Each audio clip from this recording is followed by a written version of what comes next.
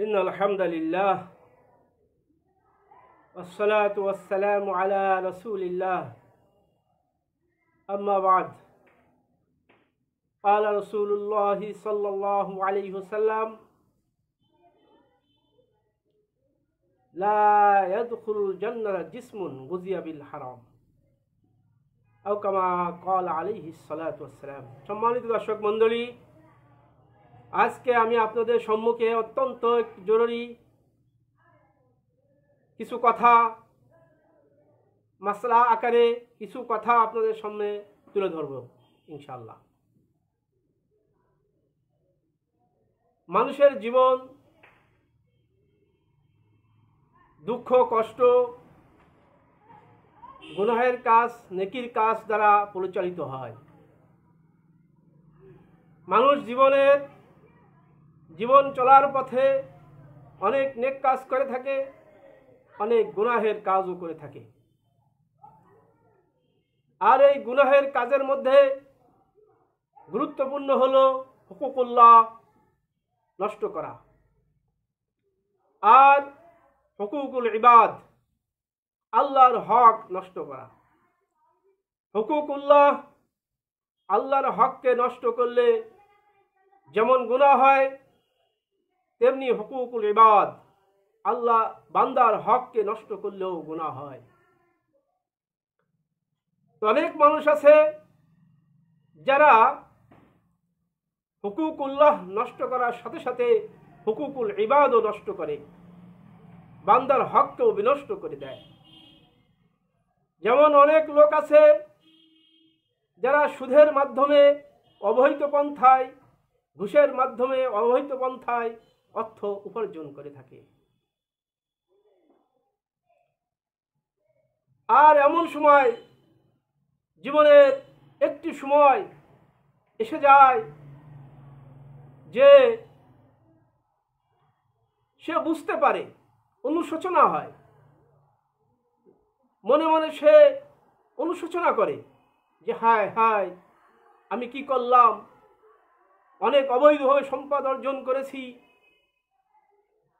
এখন তিনি অনুশোচনা করে বলতে চায় যে আমি এখন এই ঘুষের মাধ্যমে, সুদের মাধ্যমে যে অর্থ উপার্জন করেছি, এখন আমি তা পরিশোধ করব কিভাবে এর থেকে পরিত্রাণ পাব। এই জন্য সে অনুশোচনা করে, কান্দাকাটি করে। তাহলে তারা কি করবেন? তাদের জন্য আজকের এই ভিডিও।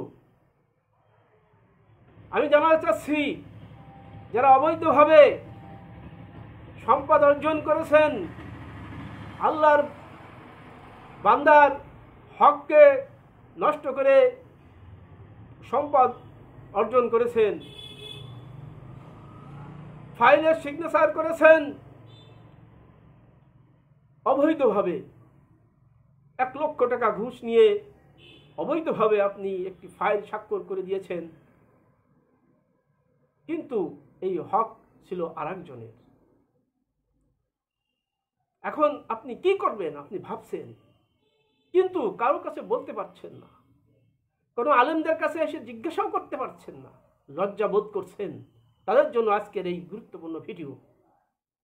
তাদের জন্য মাসআলা হলো, সম্মানিত দর্শক মণ্ডলী, তাদের জন্য মাসআলা হলো ওই লোক যে অবৈধভাবে সুদের মাধ্যমে, ঘুষের মাধ্যমে সম্পদ অর্জন করলো, আর সে অনুশোচনা অনুতপ্ত হলো, সে খোঁজ করবে যে কার কাছ থেকে এই সম্পদ অর্জন করেছে, জীবনের প্রতিটি মুহূর্তে কার কাছ থেকে সম্পদ অর্জন করেছে তাকে খুঁজে বের করে তার কাছে সেই টাকা পরিশোধ করতে হবে। আগে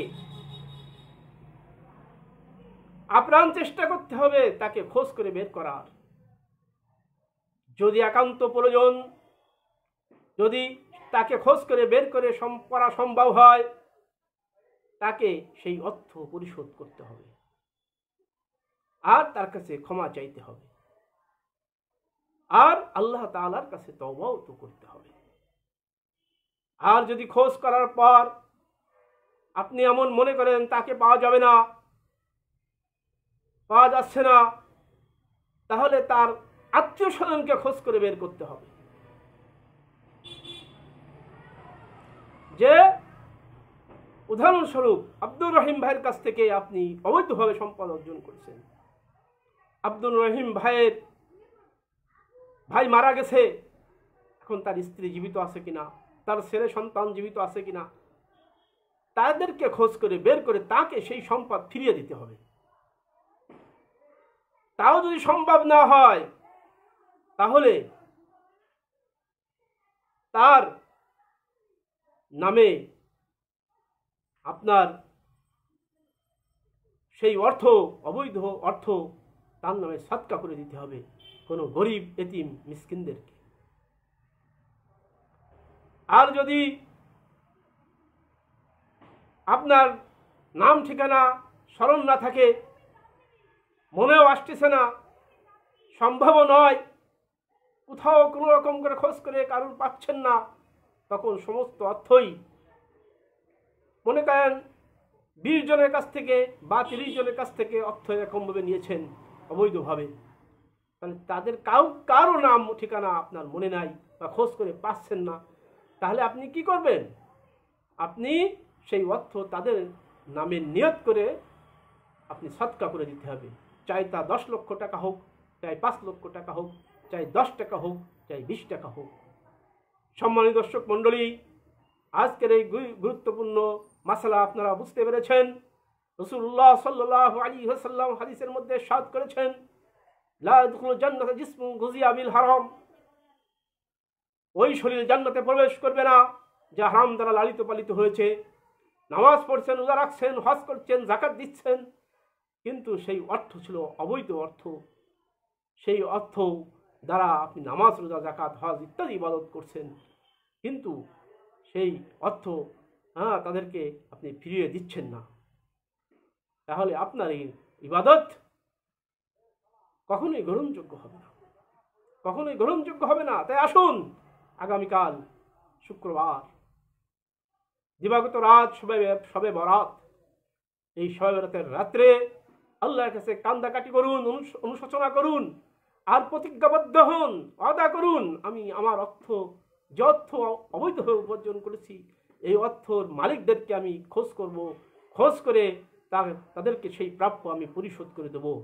আল্লাহ রাব্বুল আলামিন আমাদেরকে সঠিকভাবে জীবনযাপন করার তৌফিক দান করুন। আসসালামু আলাইকুম ওয়া রাহমাতুল্লাহি ওয়া বারাকাতুহু।